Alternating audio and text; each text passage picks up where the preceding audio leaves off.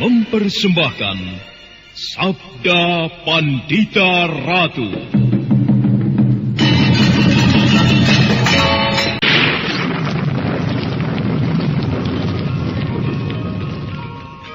Sabda Pandita Ratu.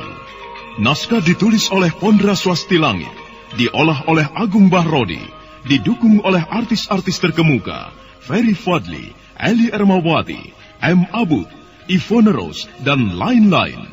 Teknik dan montase Ibing Arifin, dengan sutradara Dian Pertiwi.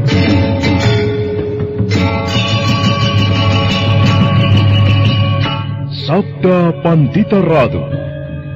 Kali ini dalam episode ke-23 dengan judul Hantu Nusa Kambangan. Jika bukan Bibi Pinaka, lalu siapa yang mengirimkan pisau-pisau terbang yang sangat aku kenal gagahnya itu? Badrawati?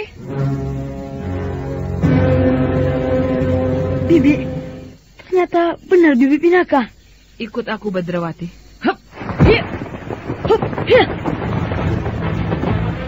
Dengan gesit dan terengginas bagaikan burung sikatan, Badrawati melenting menyusul Pinaka yang telah mendahului terbang di kegelapan malam. Kedua sosok tubuh itu ternyata menuju pelataran Candi Prambanan. Perasaan Badrawati meluap dan matanya berkaca-kaca memandang wujud Pinaka Swasti Ratu yang compang-camping tidak karuan wujudnya. Badrawati. Bagaimana, Bibi? Bibi tidak mengira akan melihatmu di sini. Bagaimana dengan anakku? Ceritakan, bagaimana dengan para meswara? Bibi tidak perlu cemas. Adik baik, dalam keadaan baik. Di mana dia sekarang, Badrawati? Sebaiknya aku tidak mengatakannya kepada Bibi. Di mana adik bayi disembunyikan. Maafkan aku, Bibi. Mengapa? Alasannya, hal itu akan membahayakan keselamatan adik bayi. Tapi percayalah, Bibi, adik bayi berada dalam sebuah perlindungan yang kuat, di mana Durga Prabandari itu tidak akan mampu menjamahnya. Bagaimana keadaannya? Bisakah kau menceritakan, Badrawati? Bagaimana kalau ia haus? Bagaimana dengan kebutuhannya? Bibi tidak perlu mencemaskan hal itu. Jika adik bayi merasa haus dan lapar, Bibi tidak perlu mencemaskannya, karena ada seorang perempuan yang mampu memberikannya. Perempuan? Siapa dia, Badrawati? Di antara kami berlima yang memiliki Raja Kalacakra, terdapat seorang perempuan. Namanya Bibi Nawang Gumilang. Bibi itu baru saja kehilangan anaknya. Itu sebabnya ia bisa menyusui adik bayi. Perempuan itu memiliki raja seperti punyamu? Benar, Bibi. Itu sudah cukup membahagiakan hatiku. Lalu, mengapa Bibi berada di sini? Aku sedang membayang-bayangi pemilik Raja Trinetra yang ketiga. Ia bernama Panji Saprang. Aku ikuti geraknya sejak ia berada di padang karautan. Ia di hutan Mantauk. Ada kalanya ia berada di tempat itu. Namun sering pula ia berada di Nusa Kambangan. Apa arti dari api abadi di Nusa Kambangan? Pergilah ke tempat itu, Badrawati. Mungkin di sana kau akan menemukan saudaramu yang kelima. Kalacakra yang kelima? Benar. Tapi mengapa di Nusa Kambangan? Panji Saprang itu juga di Nusa Kambangan? Sebagaimana takdir mempermainkan aku, mempermainkan kau, takdir juga mempermainkan mereka. Sebuah keterangan yang sangat penting. Baik, Bi. Dengan demikian, aku mendapat sebuah arah yang jelas. Aku dan Paman Lare Angon akan segera menuju ke pulau itu. Berhati-hatilah dengan Panji Saprang. Jika kau bertemu dengannya, lebih baik menghindar saja. Sedemikian dahsyatkah Panji Saprang itu? Percayalah kepadaku, Badrawati. Jika Bibi Pinaka yang mengatakannya, tentu saja aku akan mempercayainya. Dan untuk mempercepat perjalananmu, sebaiknya kau jangan melewati daratan. Perjalanan menuju ke pantai Cilacap sangat sulit karena hutan lebat. Kau tidak mungkin berkuda. Lalu saran Bibi? Lewatlah Laut Selatan. Yang aku dengar saat ini, Di pantai Parangtritis saat ini sedang berlabuh beberapa buah kapal. Jika mereka berlayar, mungkin kau bisa menumpang sampai tempat yang kau tuju. Terima kasih, Bibi. Badrawati, Bagaimana, Bibi? sebenarnya Bibi merasa kasihan kepadamu. Tidak seharusnya masalah yang aku hadapi akan melibatkan dirimu. Aku ikhlas, Bibi. Bibi jangan berkata begitu. Selamat jalan, Badrawati. Aku mohon doa dan restumu, Bibi. Aku berdoa untukmu, Badrawati. Nah, selamat tinggal.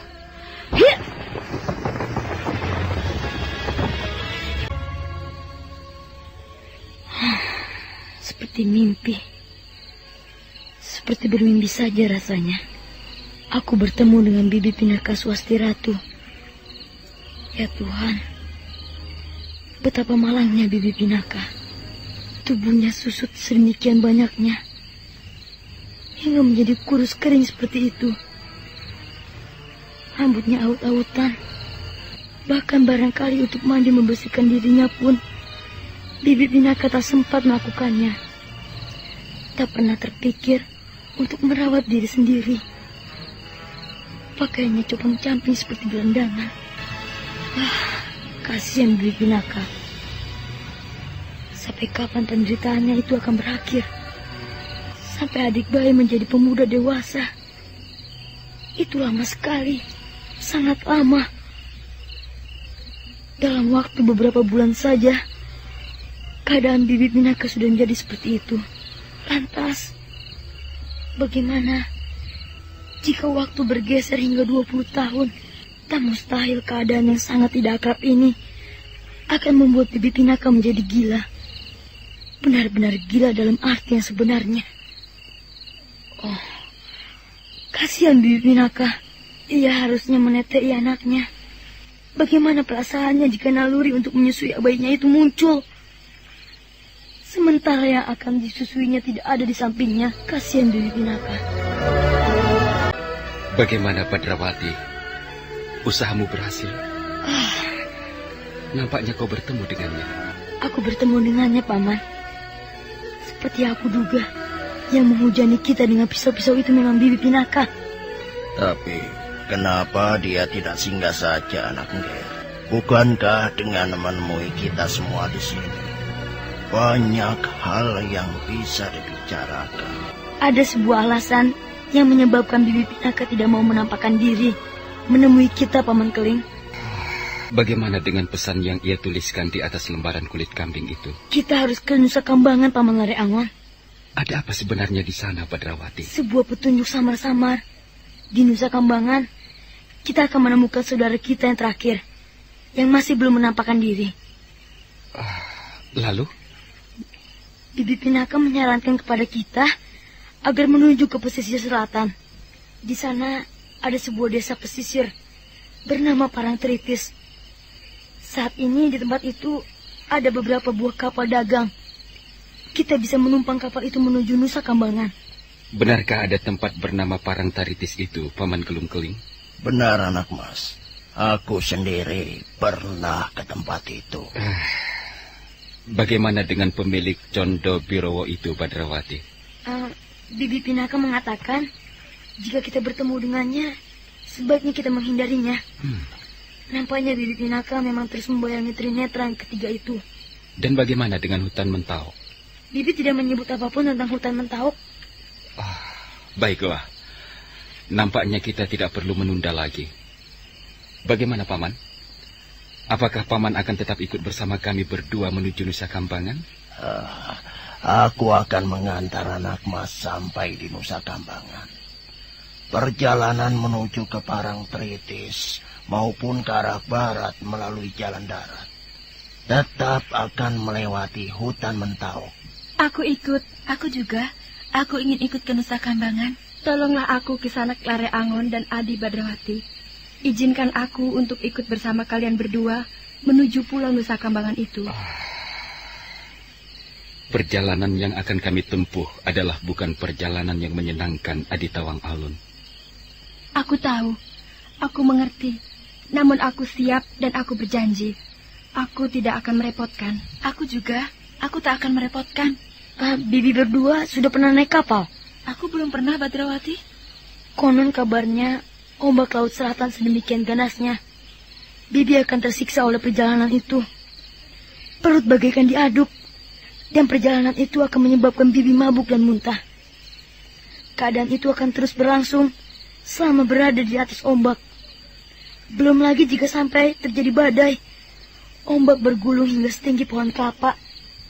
Jika kemudian kapal terbalik, maka ilmu kanuragan yang setinggi apapun tidak bisa dipergunakan menghadapi kekuatan badai dan prahara yang dahsyat. Tidak apa-apa, aku tidak takut. Izinkanlah kami ikut. Bibi berdua tidak takut menghadapi hal yang aku sebutkan tadi. Aku percaya. Namun masalahnya bukan hanya sekedar tidak takut.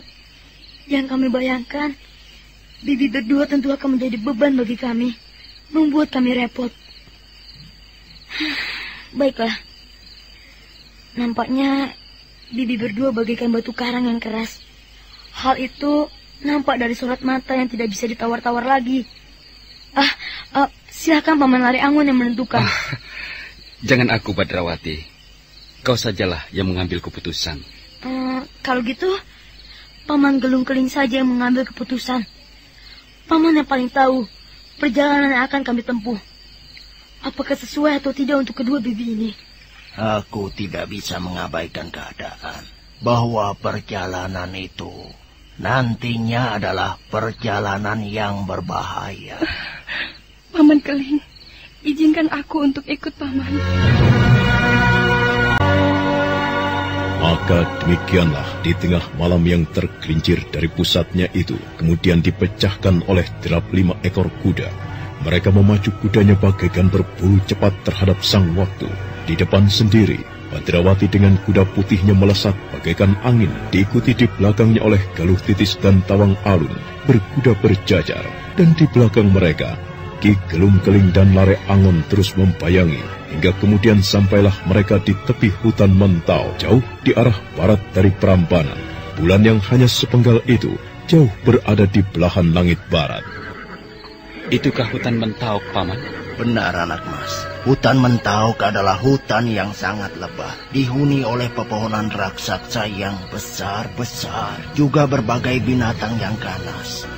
Menurut sebagian orang yang mempercayai, hutan Mentauk juga merupakan sebuah negeri. Negeri apa, Paman?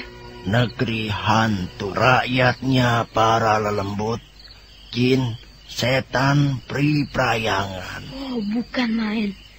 Lalu rajanya? Rajanya belum ada, Badrawati. Kalau kau bersedia, para jin setan pri-prayangan itu tidak akan keberatan mengangkatmu menjadi raja. Dan Paman Lare Angon patihnya. Wandamu. Lalu, di manakah tempat persembunyian Trinetra yang ketiga itu, Paman Keling?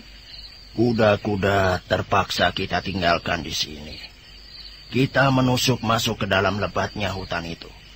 Perjalanan agak berat, karena kita bergerak sambil membabati sulur-sulur yang mungkin akan menghadang kita. Kuda-kuda pun kemudian mereka ikat pada sebatang pohon. Hanya dengan berjalan kaki, mereka memasuki lebatnya hutan. Sulur-sulur menjalar, ular-ular penghuni hutan berlarian. Tawang Alun dan Galuh Titis berjalan sambil berpegangan tangan. Pepohonan yang besar dan kegelapan yang nyaris pekat menimbulkan angan-angan, seolah mereka benar-benar berada di kerajaan para demit. Mereka tidak merasa bahwa waktu yang mereka gunakan cukup lama, hingga kemudian langit timur mulai semburat merah, dan makin lama makin terang. Kenapa berhenti, Paman? Tempat yang kita tuju dari sini sudah kelihatan, anak mas. Kita berada di tempat yang lebih tinggi, sehingga kita bisa melihat tempat itu. Sebelah sana? Ya, itu di sana. Kita tunggu pagi agak terang. Tempat itu akan jelas terlihat dari sini. Selama ini, dari tempat inilah Haryo Panular mengamati apa yang dilakukan oleh orang pemilik raja berwujud mata itu. Oh, aku melihat ada sebuah gubuk, Paman Gelung Keling. Benar, anak mas Lare Angon. Aku pun melihat gubuk itu, dan apanya juga ada orang di sana. Ada orang? Aku tidak melihatnya, Badrawati. Di sebelah mana? Memang tidak kelihatan, akan tetapi aku yakin pasti ada orang di sana. Lihat, kabut yang bergerak tenang itu. Dan lihat pula, ada asap yang bergerak naik, warnanya mirip. Akan tetapi jelas sifatnya berbeda. Kabut bergerak mengalir mendatar, sedang asap perapian karena sifatnya lebih ringan bergerak ke atas. Artinya, dengan adanya asap, pasti ada api. Dengan adanya api, pasti ada orang di sana. Jeli juga matamu, Badrawati. Apakah dengan demikian berarti orang itu berada di sana? Dia yang membuat perapian yang hanya nampak asapnya itu. Apakah Panji Saprang itu mempunyai teman, Paman Keling? Iya, 2 orang lelaki. Selama ini ada 2 orang lelaki yang menemaninya. Mungkin 2 orang lelaki itu bertugas menjaga. Jangan sampai ada orang lain yang mengganggu. Nama kedua orang itu adalah Sumbing dan Sawung Lawet. Sumbing dan Sawung Lawet. Biasanya nama mempunyai makna. Nama juga menandai wujud seseorang yang memilikinya. Bisa jadi yang bernama Sumbing itu memang mulutnya sumbing. Apakah benar demikian, Paman Gelung Keling? Benar, anak Nger Badrawati. Baiklah, apalagi yang harus kita tunggu di sini? Untuk meyakinkan ada apa di sana, kita bergerak lebih mendekat lagi. Mari ikuti aku, anak Mas dan anak Nger. Ayo, Galuh Titis, Tawang Alun. Tawang Alun dan Galuh Titis melihat sebuah kenyataan bahwa memasuki hutan belantara ternyata bukan merupakan sebuah pekerjaan yang ringan. Mereka harus cermat memperhatikan keadaan di sekitarnya. Karena jika mereka lengah, seekor ular yang tidak jelas keberadaannya bisa saja menyambar mereka. Setelah berjalan memutar mengikuti Ki Gelung Keling, akhirnya mereka sampai di suatu tempat yang agak lapang. Kau melihat orang yang membuat perapian itu, Badrawati? Tidak, Paman. Aku tidak melihatnya. Perhatikan baik-baik, Badrawati. Ada 2 buah gubuk. Iya. Dari salah sebuah gubuk, asap-asap itu kemungkinan besar gubuk yang berasap itu memang ada orangnya. Panji Saprang? Mungkin ia berada di gubuk yang kedua. Atau mungkin bukankah banyak kemungkinan, Paman Laraangon? Kau ingat dengan pesan Kameswara? Juga ingatkah kau dengan pesan bibimu Pinaka? Iya. Kita tidak boleh berurusan dengannya. Kita disarankan untuk lebih baik menghindarinya. Belum saatnya kita berbenturan langsung. Akan tetapi kita harus mendapatkan keyakinan bahwa buronan kita itu benar-benar berada di sini. Paman, tunggu di sini. Apa yang akan kau lakukan? Aku akan menyelinap mendekat. Jangan sendirian, bersamaku. Baik. Mohon maaf, Paman. Kami mohon Paman untuk menunggu di sini.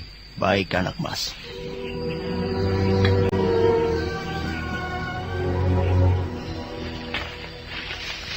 Ayah. Ada apa, Galuh Titis? Kau merasa takut berada di sini? Tidak, Ayah. Aku tidak merasa takut, namun pengalaman ini benar-benar luar biasa. Apa yang ingin kau katakan? Benarkah apa yang tadi Ayah katakan? Bahwa sebenarnya kita berada di sebuah negeri? Mungkin saja, Galuh Titis. Kayu-kayu besar ini mungkin tiang-tiang istana. Kita melihatnya sebagai pepohonan yang tumpang tindih. Akan tetapi di mata para lelembut, semuanya ini merupakan istana yang indah. Tetapi, apakah tempat ini benar-benar merupakan sebuah istana? Lupakan dulu pikiran itu, Galuh Titis. Kita bicarakan hal itu di lain kali saja.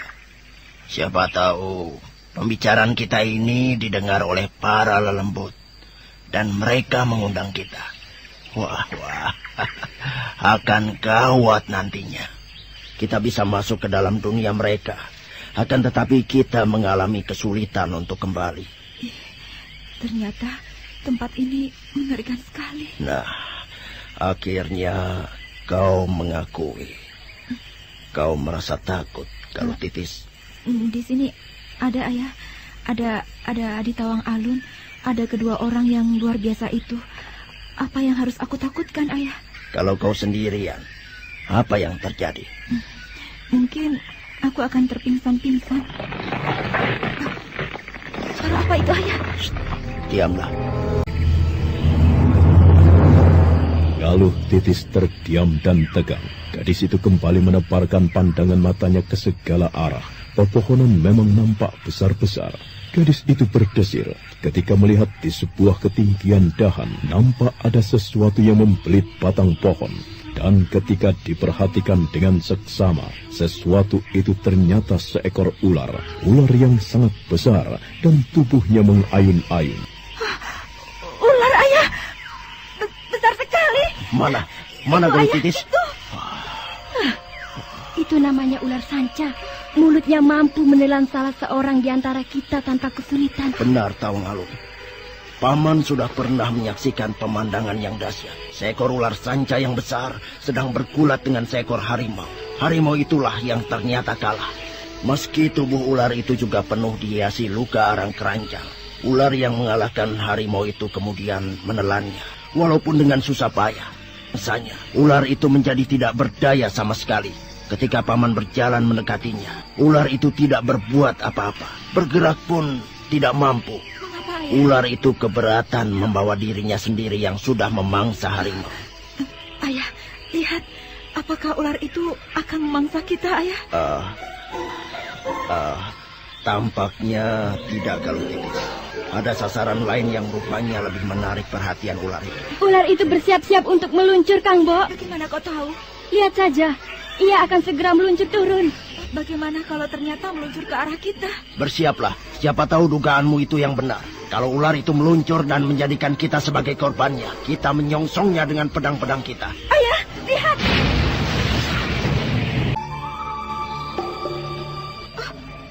Apa yang terjadi itu? Dia sudah menerkam korbannya. Ingin melihat dari dekat Titis. Mengerikan sekali, Ayah. Ikutlah aku. Kita lihat apa yang dilakukan ular itu. Gila, babi hutan. Benar, Tawang Alun. Ular itu telah menerkam babi hutan, binatang yang malang. Dia tentu tidak pernah membayangkan dari atas akan meluncur seekor ular dan langsung membelitnya. Babi itu besar sekali. Apakah ular itu akan mampu menelannya? Kenyataannya, ular adalah binatang yang aneh, Galuh Titis. Meski perutnya tidaklah seberapa besar, akan tetapi perut yang tidak seberapa besar itu bisa melar. Juga mulutnya itu bisa menjadi lebar dan mampu menelan korban yang ukurannya lebih besar. Nah, perhatikan saja, Galuh Titis. Apa yang akan dilakukan oleh ular itu? Ia akan berusaha keras untuk menelan mangsanya. Seandainya kenapa, Kang Bo? Seandainya ular itu menerkamku. Kang Bo ingin mempunyai pengalaman seperti itu. Kamu? Ular semacam itu biasanya berpasangan, Kang Bo. Jika ada yang betina, biasanya ada yang jantan. Nah, siapa tahu yang seekor lagi masih berada di antara pepohonan dan siap menyambar dan menggulung kita. Apakah benar, Ayah? Ular itu ada pasangannya? Tawang Alun membohongimu. Ular bukan jenis binatang yang selalu berpasangan. Nah, saudara pendengar, bagaimanakah kisah selanjutnya? Ikutilah terus serial Sandiwara Radio, Sabda Pandita Ratu.